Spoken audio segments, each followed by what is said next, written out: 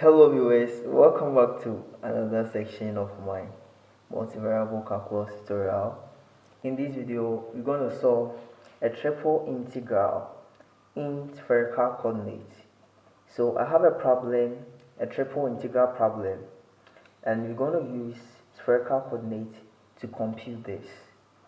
If this is your first time visiting this channel, kindly subscribe and also you like the video as well. Please watch the video to the end so that you understand every part of the video. I have integral from 0 to -1, then the second integral from square root of 1 minus x squared, then negative square root of 1 minus x squared. Then my inner integral I have from square root of 6x squared plus 6y squared to the square root of 7 minus x squared minus y squared. And the function I have here is 18y, dz, dy, dx. We've been told to compute this integral, but we're going to use spherical coordinates to solve this problem. So how do we go by this? So stepwise, the first thing we're going to do is you're going to write the limits as it's here, the order. So since the innermost integral is dz, meaning these limits are for z, and also the next outer or the immediate outer is y, so meaning these are for what? Y. Then finally the x, you give it, this is the limit for the x. So some of the tips that are going to aid you in solving triple integrals in spherical coordinates is your ability to sketch the diagram for the entire function. So if you're able to sketch the diagram for your boundaries and all that, computing this will be very easier. So let's see how you're going to do it. So starting from my outermost limit, I have the x, so I'm going to have x to be greater than or equal to -1 on the left side, then also less than or equal to 0. Then coming inside, I have the y, so I'm going to have negative square root of 1 minus x squared less than or equal to y less than or equal to positive 1 minus x squared. Then finally, I have my innermost, so that's with respect to what z. So I'm going to have square root of 6x squared plus 6y squared less than or equal to z less than or equal to square root of 7 minus x squared minus y squared. So finally, I have all my intervals here. So the next thing we're going to do is we are going to sketch this. We are going to sketch this. So based on our boundaries, we are going to sketch the boundaries so that we can appropriately convert our limit points into the spherical coordinates. So let's see.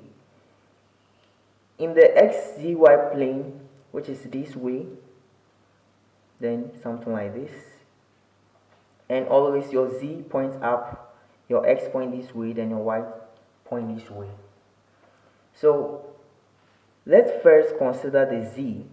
It's actually the z that's going to give us the pictorial or the 3D model of what we are doing. The xy, we will tackle the xy in the xy plane. So considering our z here, we are going to have on the left side z to be equal to square root of 6x squared plus 6y squared. That is z. And now from the quadratic surfaces, you realize that this is the equation of a cone. So I would advise you go back to the quadratic surfaces so that you take note of the various equations for the various quadratic surfaces. So z equals the square root of this is the same as z squared equals 6x squared plus 6y squared. And this is the equation of a cone which rests on the z-axis. So the axis of the cone rests on the what? On the z-axis. That's why you have z squared. So if x squared should have been here, then it's going to rest on the s squared. So meaning, basically, our diagram is going to be a cone with a base, because it's saying that z is greater than this. So we're going to have the lower part of our diagram to be a cone. So let me redraw my plane once again. So this, then this. So I'll have a cone sitting here like this. Then what else? Let's see the upper part. The upper part is z is equal to the square root of 7 minus x squared minus y squared, which is the same as z squared plus x squared plus y squared is equal to the square root of, is equal to, yes, it's going to give us 7 actually, so not square root, so it's going to give us 7. So from here, this from the quadratic surfaces is the equation of a sphere, where this becomes the radius of the sphere. So this whole equation should have given us r squared or rho squared. So meaning the radius is actually root of 7. So meaning we're going to have a sphere as the upper part of our cone. So the whole solid figure is a cone base with a sphere above, where we have the radius of the sphere to be square root of 7. So now we have the pictorial view. We can move ahead to convert our various limits to the spherical coordinate. So starting from the z, you know that in spherical coordinate we deal with the rho, which is the radius of our sphere. Then we deal with our theta, which is the same theta we know from the polar, then from the cylindrical. Then finally we deal with phi. Phi is the angle our radius makes with the z-axis. The angle our radius makes with the z-axis. So actually we need this, and this. These are the three things we need. So let's consider phi. Phi, we can get phi from the equation here. Z squared is equal to, or z squared plus s squared plus y squared is equal to what? 7. So from here, since it should have been equal to phi squared, we can say that phi is simply what? Square root of what? 7. And remember, we are dealing with cone. A cone is having a tip base, meaning that it's going to start from the origin, then it will point outwards, meaning the interval for our rho is simply 0 less than or equal to rho less than or equal to square root of 7. That is the first part. Now let's tackle the theta. Then to consider the theta, we have to see something. In the 3D, we have y here, we have x here. The xy plane lies below. So if you want to project it, you will stand above. And when you see, you realize that the upper part of this cone will be the reflection here. So we will get a circle image down here if you are standing at the top. So let's draw that part and also analyze that section. So if I have my xy plane, here is my y, here is my x, then I'll extend, here is my negative x, and finally my negative y. So I'll go back to my y and x limits to see the nature of this solid figure on the xy plane. So when I go back, you realize that I have the x starting from -1 to 0. So meaning I have -1 here to 0. That is the boundary of our integral. So the next thing we check is the y. Y is a function starting from where? Negative of this function towards positive of this. And you know this is a perfect cylinder or a circle. So y is going to take this place. It's going to start from here, then it will come down. This part will be for the positive side, then it will come down to the negative side. So let's see. So for you to see mathematically y from here, let's take any one of them. So you realize that y is equal to square root of 1 minus s squared. So therefore y squared plus s squared will be equal to 1. This is a circle with radius 1, meaning the radius of this, our circle, should be 1. Therefore it should pass through our x boundary, -1 here, then it will come straight to this side. So it is going to start from here 1 to here, down here, -1, like that. So with effect, you can see that we are actually interested in the left part of our sphere. So right now we want to find theta. So you know theta is actually the distance or the angular measure from the positive x-axis So we need the lower limits for our theta, then we need the upper limit for our theta. What will be the lower limits measured from the positive x-axis? You realize that if I measure from the positive x-axis, I'll start from 90. I would have moved 90 to begin my sphere. So meaning I'm going to start from pi on 2. Then after, I'll move through to this part. And you know, when I add up, I'm going to get 90, 180, 270. And 270 is going to give us 3 out of 2 pi. Yep. So we have got our limit for theta. So theta is simply pi on 2 less than or equal to theta less than or equal to 3 on 2 pi. Then what is left? We need our rho. We need our rho. So, sorry, I said rho. We need our phi. Now, phi is actually we get it from the z. So, mathematically, we use a mathematical notation because this calculation involves a cone. If it were to be a sphere, we can easily say 0 to 2 pi or 0 to pi. But for the cone, the angular measure is quite different. So you have to apply the mathematics here. We know how to convert from our Cartesian to cylindrical to spherical and vice versa. So we should be able to link up to get it phi here. Now, going back to the lower part of our z, you realize that z is equal to the square root of 6x squared plus what? 6y squared. And that is catering for the cone part. So from the cone part, now we're going to get our phi. So let's see. From here, you know that I can simplify what I have here for me to get z to be equal to square root of 6 open bracket r squared, because x squared plus y squared gives me r squared. Now, when I get this, r can come out, so my z will simply be equal to the square root of 6 multiplying what? R, right? So once I get this, I'm going to make substitution in terms of rho and phi. You know, z from the spherical coordinate, z is equal to rho cos phi. This should be equal to the square root of 6, and r is equal to rho sine phi. Therefore, I can cancel out my rho on the left and right side. Then I'll divide through by what?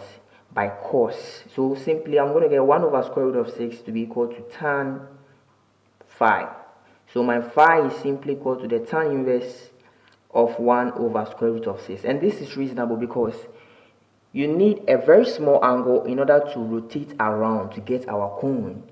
It's only sphere that we get the 0 to 2 pi and all that. So take note of this part.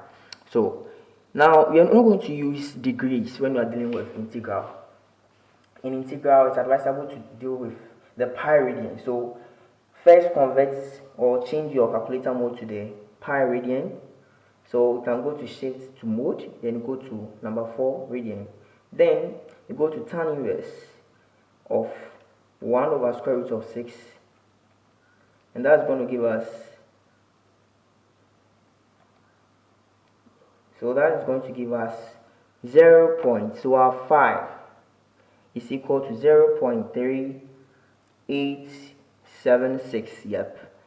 And since it's beginning from the origin, you know the left side for our phi will be 0. So simply, you're going to have 0 less than or equal to phi less than or equal to 0.3876. Wow. Now, once you've got the various limits, let's come back to write the general notation. So, you know that we have 18y. So meaning I have to take the y off and also represent it in the spherical coordinate. And you know that y is simply rho sine phi sine theta. So let's see. I'll have my rho sine phi sine theta.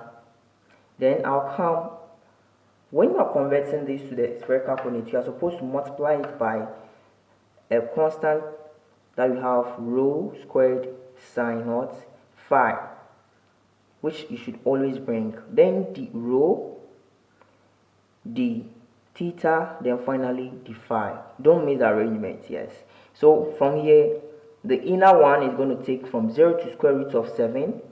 Then we come for the theta, pi on 2 to 3 on 2 pi. Then finally our phi is 0 to 0.3876. So we have finally converted what we had in the Cartesian plane to spherical coordinates. So the rest is for us to simplify this using our normal integration. So from here, you know that I have rho here, I have yes, I have rho here and I have rho squared here. When I multiply, I'm going to get rho cube, then this sine phi, and sine phi is going to give us sine squared phi, then sine theta, then the rho, the theta, the phi. Meaning we're going to start with the rho. We are going to integrate the rho. But we have 18 as parts here. Yes, 18. So when I integrate the rho, if I integrate rho, yes, I'm going to get this rho to the power 4 over 4. Since I have 18 here, I'm going to get 9 over 2 rho to the power 4. Yes. Then I bring my sine squared phi sine theta. Then over here, I'll bring my 0 to square root of what? 7 here. Then d theta d phi, because you are done with the rho. So at this point, you are going to put your upper and lower limit. But when you put 0, everything will be 0. So we are interested in the square root of 7. So what is square root of 7 all to the power 4? Square root of 7 all to the power 4.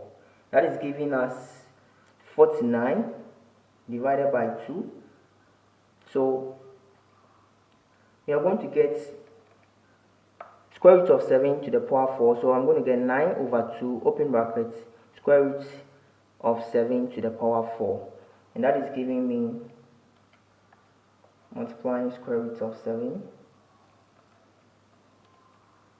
I'm getting 441 over 2. Then 441 over 2. Then I come sine squared phi, then sine theta, the theta, the phi. So the next thing I'm going to do is to integrate this with respect to theta. And I only have sine theta here. So when I integrate this, I'm going to get cos theta. That is, if you integrate sine theta, you are going to get negative cos theta. Negative cos theta. So let's see. So at this point, I'll maintain this becomes a constant, this becomes a constant. So we are going to get 441 over 2 back again. Sine squared phi. Then let me introduce my negative here. That is cos theta. Then I'll have pi on 2 to 3 on 2 pi d phi. Now let's see. Cos 90 will give us 0, then cos 270 will give us 0. So from this side, whatever we put in here, we're going to get the whole thing to be 0. So finally, we are going to arrive at 0, 0.3876, then 0 d phi. Now, once you get this integral, you are supposed to stop here because it's going to obviously give us 0. You can't continue further again. So our solution is 0. These are rare cases and normally you don't get 0. So this becomes the end of this video and I hope it's very helpful. Kindly subscribe, like, and you also share it with your friends.